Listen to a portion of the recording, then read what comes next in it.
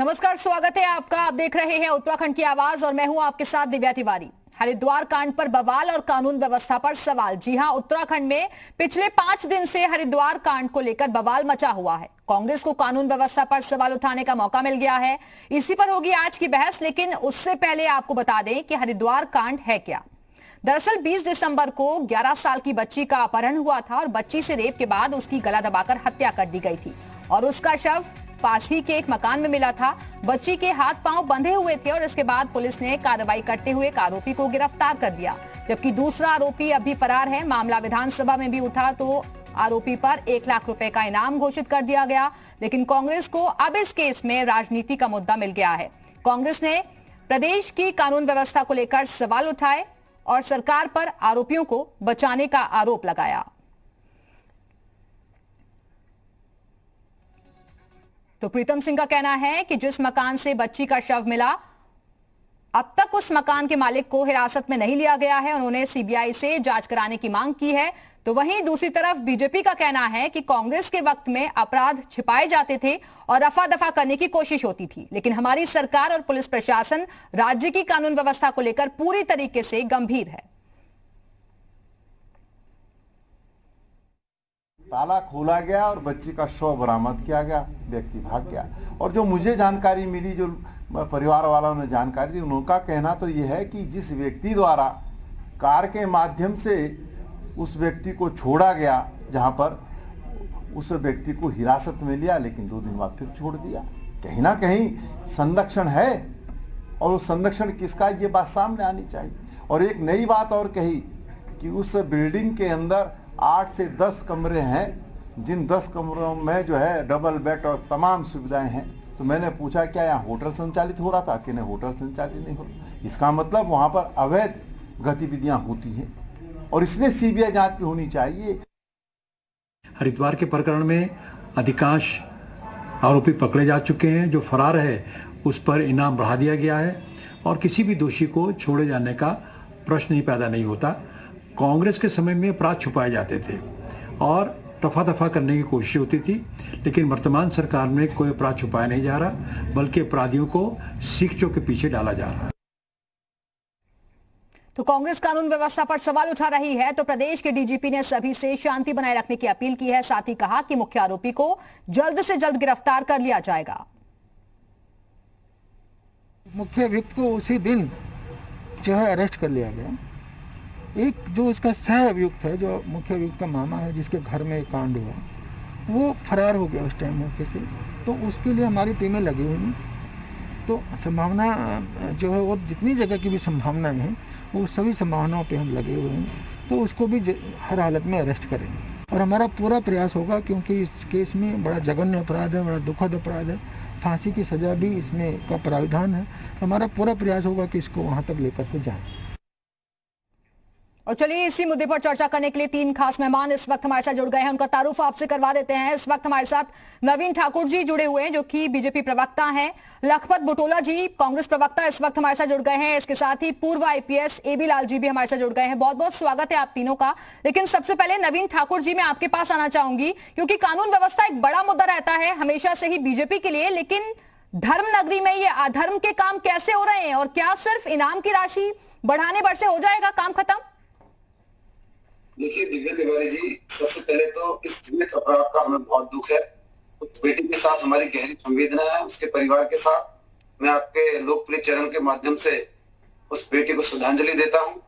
और दूसरी बात अपराध की, अपराध कहीं पे भी हो, धर्म नगरी में हो, कहीं पे भी हो, बेटियों के साथ इस तरह का घृणित अपराध क्षम्य योग्य नहीं है।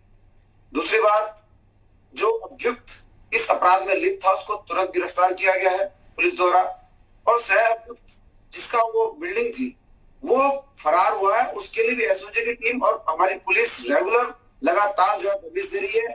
और सर, आप उस परिवार का दर्द समझ रहे हैं ना, जिससे अपनी बेटी को खोया है? उसके लिए तो एक एक पल कितना भारी हो रहा होगा, ये समझ रहे होंगे ना आप?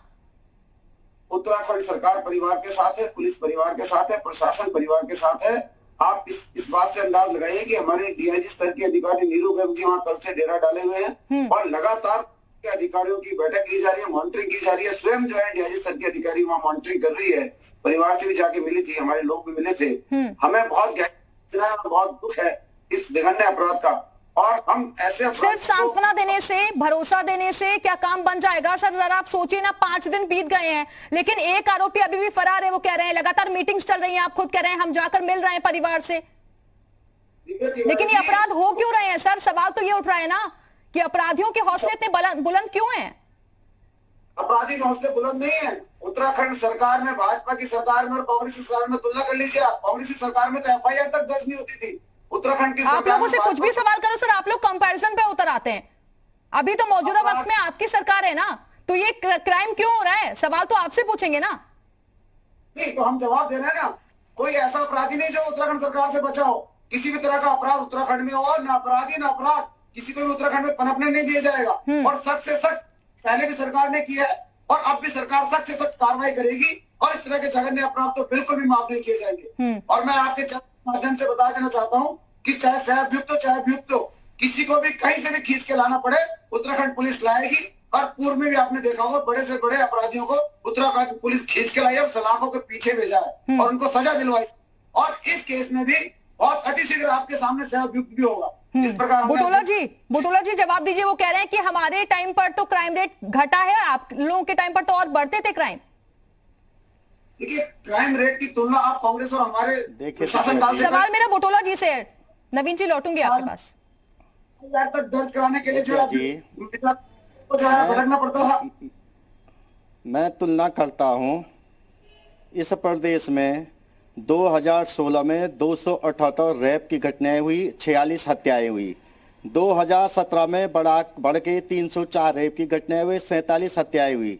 2018 में ये बढ़ के 394 हुई और 38 हत्याएं हुई। 2019 में ये बढ़ के 420 हुए और 46 हत्याएं हुई। पहली बात, इनसे मैं तुलना बताता हूँ। एनसीआरबी, ये इन्हें पता होगा, एनसीआरबी की रिपोर्ट कहती है कि उत्तराखंड में रेप की मामले पिछले 2 सालों में 300% बढ़े हैं। एक इनकी रिपोर्ट कहती है जो यूथ शोषण है, ठीक है दिव्या जी, जो किशोर शोषण है उसमें 28% की बढ़ोतरी हुई है। साइबर क्राइम में 100% की बढ़ोतरी हुई है और जो महिला अपराध में, संपूर्ण अपराध में, उसमें 300%। कोई बात नहीं सर, पूरी लिस्ट आपकी देख ली मैंने, सुन भी ली, लेकिन ये बताइए ना कि क्या ऐसे संवेदनशील मामलों पर भी क्या राजनीति करना ठीक है?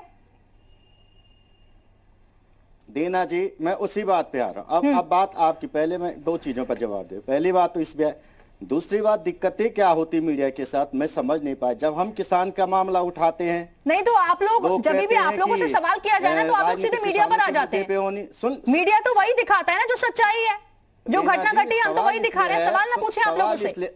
सवाल इसलिए क्या मैं आप सुन तो लीजिए। मैं यही पूछना चाह रहा हूं कि एक चीज बताए, विधानसभा के अंदर कांग्रेस नियम 310 के अंदर इस पे चर्चा करनी चाह रही थी, क्यों सरकार संवेदनशील नहीं थी? नियम 58 में चर्चा की, 310 में चर्चा क्यों नहीं की? इतने संवेदनशील सरकार है, ये सवाल तो पूछा जाएगा ना। क्या विपक्ष इस मुद्दों को नहीं उठाएगा? लोगों की सुरक्षा का मुद्दा नहीं उठाएगा? हमारी माँ बहनें सुरक्षित नहीं, उसका मुद्दा विपक्ष नहीं उठाएगा? इस पे राजनीति किस बात की है? यदि हम डीजी आईजी लेवल से लेकर मुख्यमंत्री तक सचेत कर रहे हैं कि आप महिला अपराध में 300% की विरोधी, क्या आप खुद महिला होकर समझ सकते हैं किस तरह की परिस्थितियां है? दूसरी बात, आप इस सरकार से क्या उम्मीद कर सकते हैं जिनके विधायक पे एक भाग करके महिला का केस दर्ज नहीं हो रहा, महेश ने की 6 महीने से भागा हुआ है, इनसे तुलना करेंगे महिलाएं बचाएंगे? इनसे तुलना करेंगे? इनका एक संगठन महासचिव छेड़खानी के मामले में 6 महीना तड़ी पार है कि फिर दोबारा सीना चौड़ा करके प्रदेश में आ जाता है। क्या जब इनके विधायकों से महिला सुरक्षित नहीं इस प्रदेश में, तो आप इनसे क्या आम महिलाओं की सुरक्षा की उम्मीद करेंगे? ये एबीलाल जी, क्या सिर्फ कानून व्यवस्था एक मुद्दा बनकर रह गया है? सिर्फ मैं 2 बातें कहना चाहूंगा। एक तो ये केस जो है, ये रेप का केस था, बहुत ही दुखद घटना है। हमारे समाज में आज भी ऐसी घटना हो रही है, हम सबके लिए शर्मिंदगी की बात है। लेकिन मैं हरिद्वार पुलिस को शाबाशी देना चाहूंगा कि उन्होंने कुछ ही घंटे के अंदर मुख्य आरोपी को गिरफ्तार कर लिया और बहुत ही तत्परता से दूसरे को गिरफ्तार करने के लिए। लेकिन सर आपको पता होगा ना एबीलाल जी, आपको पता होगा कि एक आरोपी जो है पुलिस की मौजूदगी में ही फरार हुआ। देखिए, आरोपी फरार हुआ या नहीं हुआ, ये सारी बातें अभी पक्की तरह से किसी को पता नहीं है।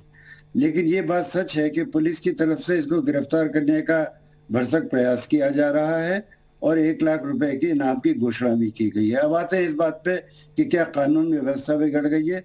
मैं ये मानता हूं कि जो रेप का अपराध है वो समाज का एक वो घिनौना रूप है जो हमेशा पर्दे के पीछे होता है। इसको सामान्य कानून व्यवस्था से जोड़ना मैं उचित नहीं समझता। अगर रेप की घटनाएं बढ़ी हैं तो वो हमारे समाज को एक दर्पण दिखाती है। वो ये नहीं है कि उसमें पुलिस की कमजोरी है।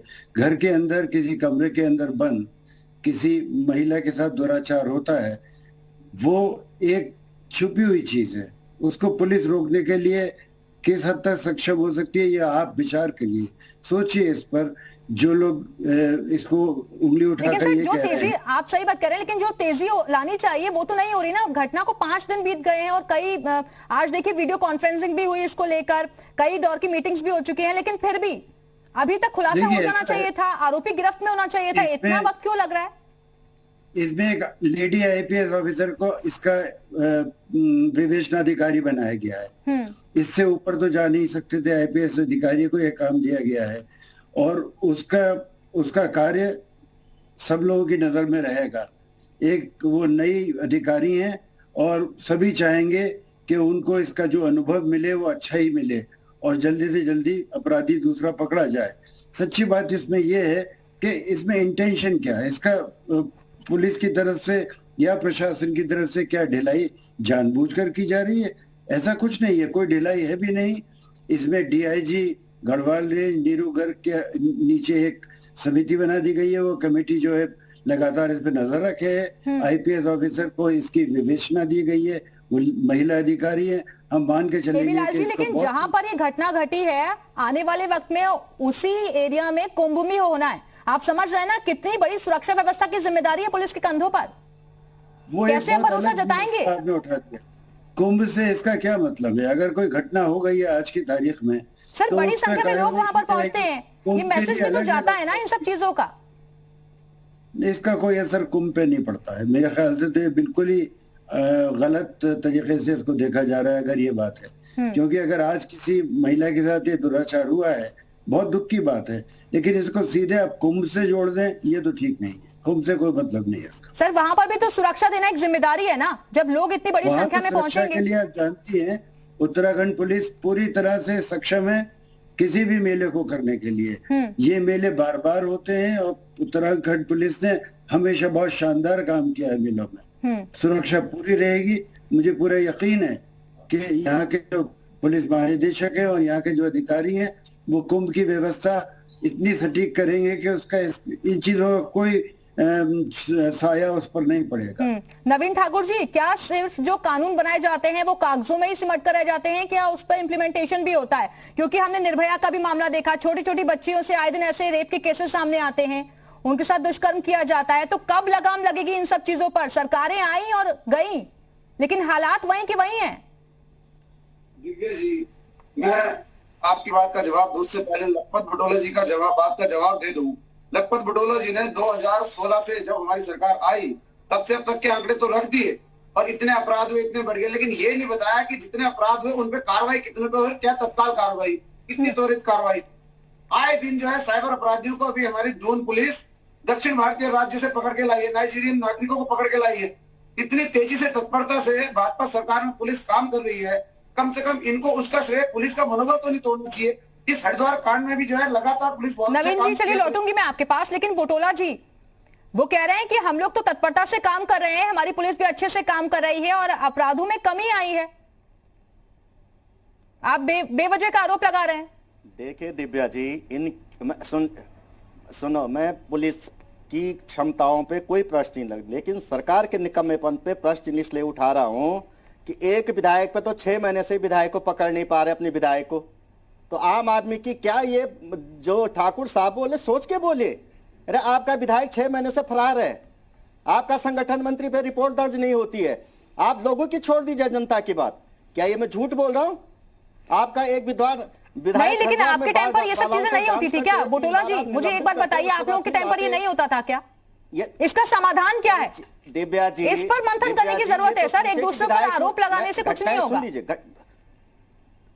नहीं, मैं आरोप नहीं लगा रहा, मैं दिव्या जी आरोप, मैं सुन लीजिए, मैं दो चीजें, देखो कोई चीज छुप के होती है, मैं लाल साहब की बात को बिल्कुल सहमत हूं। कई चीजें ऐसी होती जो पुलिस के पकड़ से बाहर, पुलिस को संज्ञान होने से पहले छुप के हो जाए, समाज की पूरी देख रेख नहीं होती, लेकिन उसके बाद जो कदम उठाए जाने चाहिए उन कदमों को निश्चित रूप से पुलिस जिस हिसाब से काम करती है उस पर हमें कई सवाल नहीं उठाए जा रहे। हाँ। लेकिन मैं ये भी कहना चाह रहा हूं कि सरकार के निकम्मेपन, सरकार के दबाव की वजह से किस तरह के काम हो रहे हैं कि एक विधायक पे रिपोर्ट दर्ज नहीं हो पा रही। नहीं, लेकिन आरोप तो बीजेपी आप लोगों पर यही तो लगा रही है सर। आप लोगों के टाइम पर केसेस को रफा दफा कर दिया जाता था, मामले छिपाए जाते थे, बीजेपी यही आरोप लगा रही है।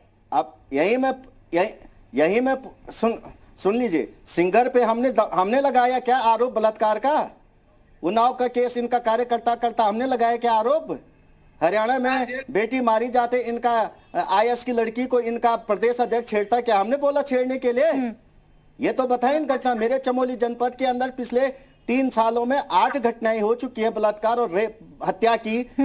उत्तरकाशी में 58 घटनाएं हो चुकी है। आपको जान के 58 नवीन जी जवाब दीजिए।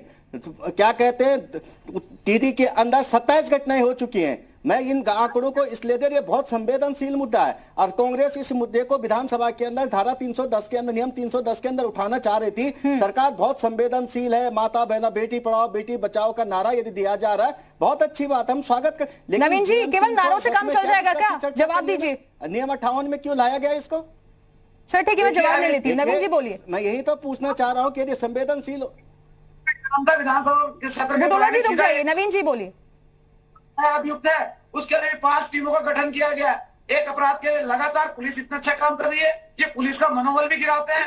जो काम करने वाले अधिकारी उनको मनोबल गिराने का काम करते हैं और हमेशा हर ऐसे संवेदनशील मुद्दे पर राजनीति करते हैं कांग्रेस के लोग। शर्म आनी चाहिए कांग्रेस के लोगों को। एक बेटी के साथ जो बलात्कार हत्या होगी, विधायक के लिए क्यों नहीं है? महेश नेगी जी द्वारा हाट के विधायक हैं। अरे मैं बहुत सारे आपको चुनाव, मैं समझता हूँ चुनाव नजदीक है, आपके पास कोई मुद्दा नहीं है, विकास आपने किया नहीं अपने कार्यकाल में, हमने जो विकास किया उस पर आप जवाब नहीं दे सकते, तो बेशर्मी की हद तक उतर कर आप ऐसे संवेदनशील मुद्दों पर आप राजनीति में उतर रहे हैं। शर्म करनी चाहिए कांग्रेस के लोगों को। पुलिस इतना अच्छा काम कर रही है, आप पुलिस के हमारे अधिकारी क्या कांग्रेस ने क्या देख, आप अपने गिरेबान में झांके महाशय, आप उसको देखे आपने क्या किया है।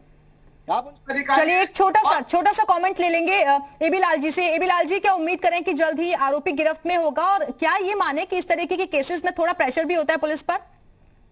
जी, हमेशा इस तरह के जो सामाजिक अपराध होते हैं उसमें सभी लोगों का बहुत ध्यान जाता है और जाना भी चाहिए।